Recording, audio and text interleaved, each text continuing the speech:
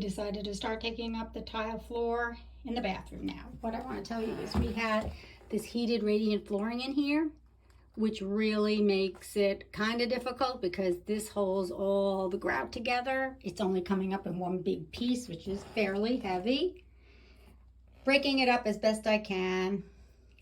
Yes, I know the toilet and the sink need to be removed, but my plumber wants a lot of money, and until I'm sure I can get out most of this radiant heat, and that's just regular tile to make it quick and easy so I can take it out, clean the floor, and lay something down, I don't want the plumber coming. So I'm going to leave that tile there. This is where the old radiant heat unit was, and I'm glad that's gone.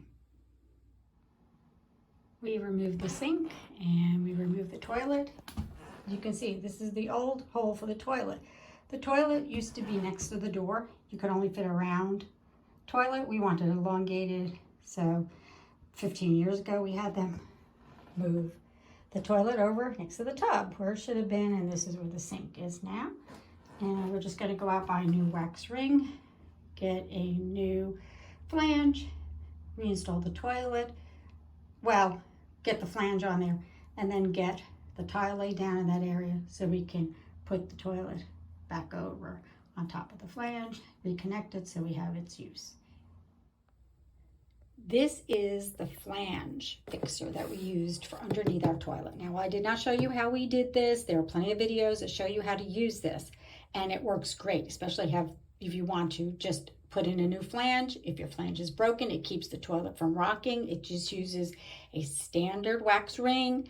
Very easy to install, and it really works great. But I will tell you one thing, if you don't see it in the area where wax rings are, ask somebody if you're sure the store carries this brand, because in Lowe's, it was not in the area where they had wax rings. It was totally around the corner in another area where they had PVC piping.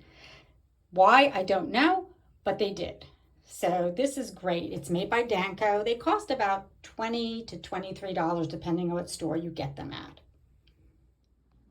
We bought 2 boxes of these vinyl floating waterproof with a pad already attached vinyl tiles that are 12 by 24. They match with our kitchen tile, and we're going to be using the same threshold that we had used in the kitchen. And we bought 2 boxes. They were $50 a box. We have about 25 square feet that we need to cover. We'll have enough with overage, so these will work out fine. And I'm going to need one of these carpet trim pieces. I'm going to get the unfinished one. This is 36 inches and it transitions carpet to lower floor, but we are transitioning from a tile to the lower floor, so this should work fine. We did reinstall the toilet and we put in all new baseboards, extra tall baseboards, and we reused some of the old trim so that it was already cut and it fits and it's already elevated.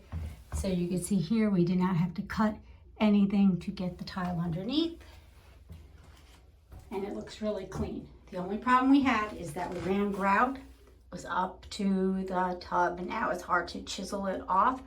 So we'll have to either buy some paint maybe to disguise it, and I'm going to use some Flex Seal in here to make sure the seam stays waterproof.